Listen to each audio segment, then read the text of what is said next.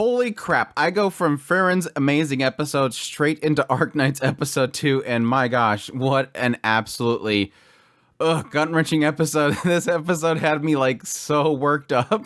And it just, the presentation and the music and the sound effects and just how they paced it out was just absolutely perfect. Just a really fantastic episode. And yes, getting a little bit of more intrigue around Amiya, which honestly is bringing up those question marks even more surrounding her. But yes, excellent episode, kind of opening up with the characters themselves. Still in front of Mefisto. Mefisto pointing out specifically that the people that he was essentially burning up were people that fled. People that were used to Chernobog's wealthiest. They were persecuting the infected, and apparently when the catastrophe happened, they pretty much cut links and ran. And now it's odd because Mefisto is claiming that this is Reunion's justice. Like, they're doing this for the Reunion. But how it kind of seems from Frost Nova is that she doesn't like what he's doing. Now, again, this could just be the two of them. The two of them don't like each other.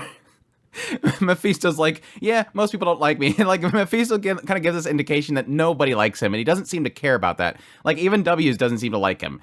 But it could be kind of go in that area where it does feel like every single one of the commanders of the Reunion kind of see things differently. Now, granted, with like Mefisto and Talala, they seem like they don't care. Like, they just want to burn everything. Anybody that's against the Reunion, just burn them.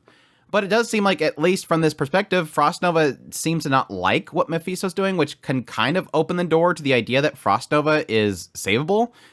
Now, granted, they're saying that they've seen Frost Nova just freezing people alive, but that was specifically mentioned by Meteorite, that it was specifically Chernobog people.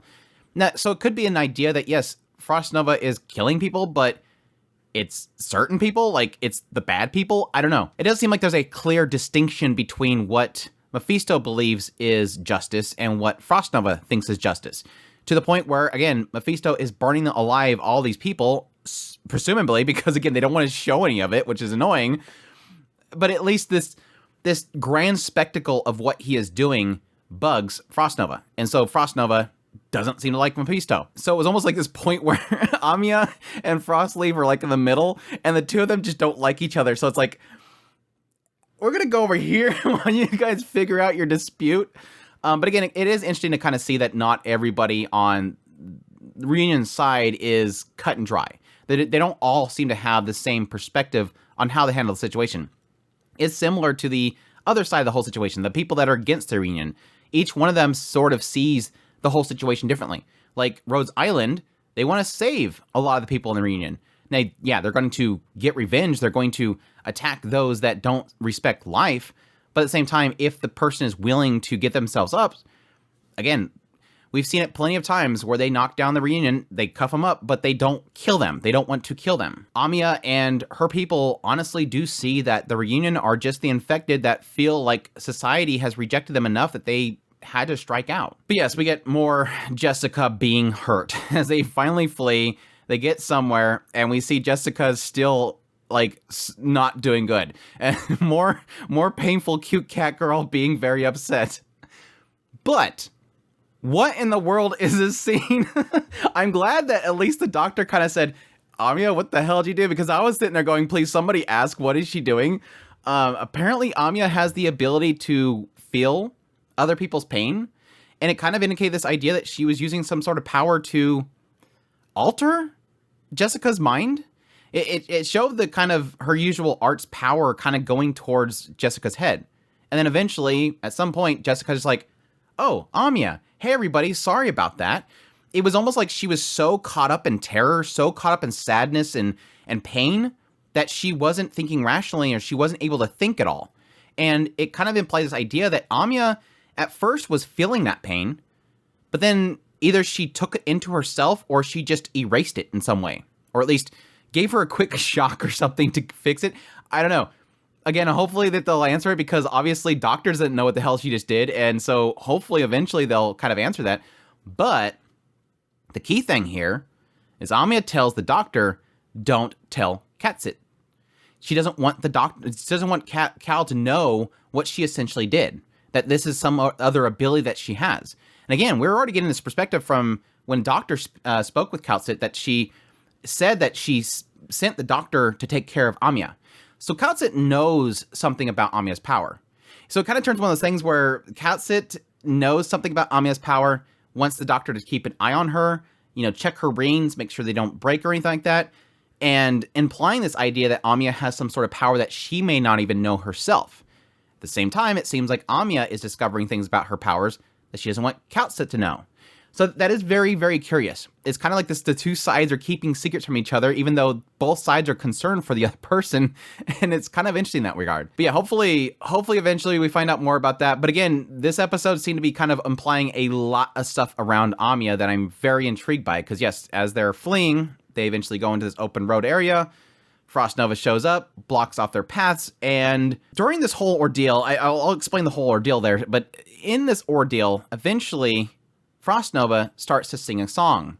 Or at least, at first she implies something about Amiya. Oh, you must be Amiya. You have the eyes of a warrior. And Amiya replies saying, "You're why?" Yes, it could be the idea that why do you know that song? Amiya knows the song. Or more of an idea that she knows who Frost Nova is, or at least where Frost Nova's from. Yes, technically, Mefisto points out the thing that we're all kind of noticing here is that Frost Nova is a bunny, just like Amiya. And yeah, you can sometimes imply the idea that if they're the same species, maybe they're possibly from the same location or something like that. Maybe their race of people, because I don't really necessarily remember seeing any other bunnies in the cast. Maybe they have some sort of innate ability, a potential. Now, what I was kind of bringing up in the first episode of the second season's, or Paris and Frost's episode, was this idea that I wonder if at some point they're going to explain why the bad guys always seem to have some insane power. Like the opening segment of the first season, Prelude to Dawn, you had, I think it was Talala showed up, and she just flamed the whole area up, like this massive AoE.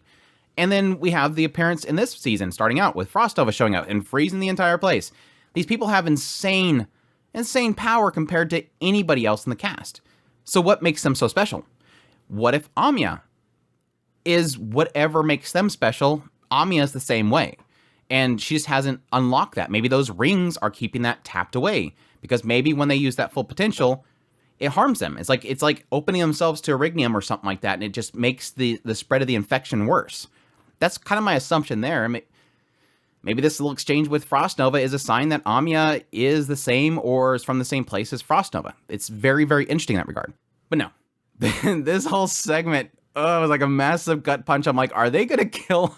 I seriously thought they were going to kill off Frostleaf. And then after a while, I'm going, who else are they going to kill off? This does not look good. This is a very well played out scenario where things don't look good. Frost Nova is insanely powerful. And even though Amiya is kind of pushing her back, and you have Frostleaf is trying to sacrifice herself, and nobody wants to leave her behind, which again, another one of those, please don't somebody say, yeah, listen to her. Don't make her sacrifice, useless. Everybody get out of there. We have to run.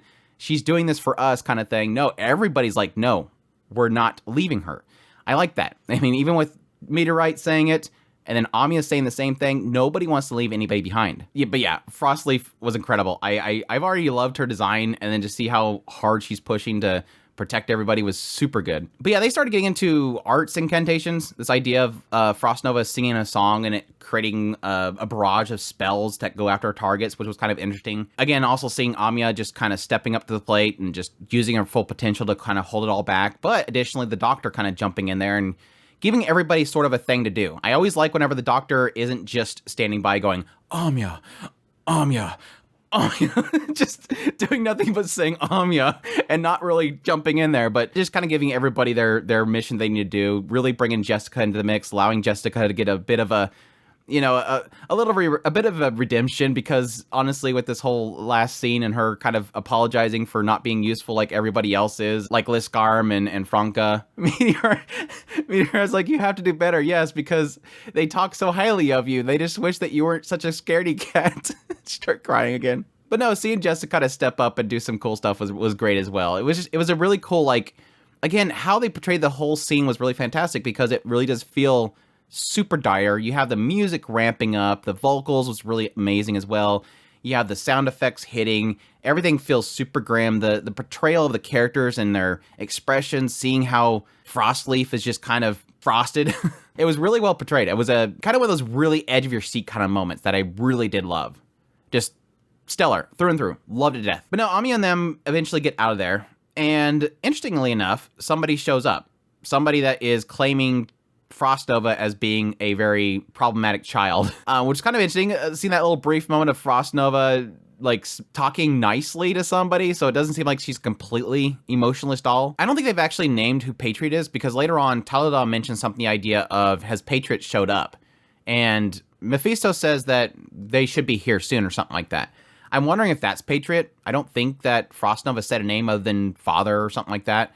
So I'm curious if that's Patriot. I don't know if they're actually blood related or if it's this aspect that he's always been looking after her, but it's an interesting little chemistry between the two of them. But yes, wrapping up the episode, thankfully, Frostleaf is okay, and they finally get a comms open, and yes, it's Chen. And Amiya's like, hey, we're gonna meet the rendezvous point, we're on our way, and then Chen's like, nope, don't bother.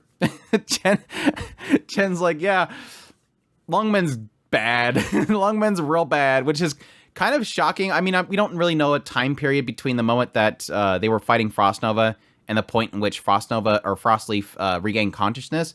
It could have been a decent span of time, but didn't take very long before Talada basically has been apparently leveling Lungmen. So interesting. I'm kind of more surprised that Chen and them actually fled Lungmen. You kind of assumed they would fight until the end, but maybe she made a strategic retreat. But yeah, quite the cliffhanger. Quite the cliffhanger. So I'll be interested to see what comes from after this point. Lungmen's not looking good. Obviously, it didn't look like it was leveled, so obviously it's still savable.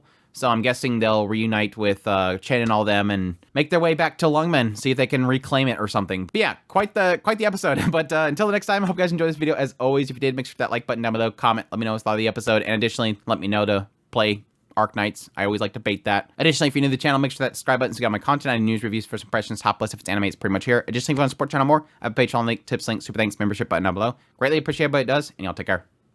And don't make Jessica cry.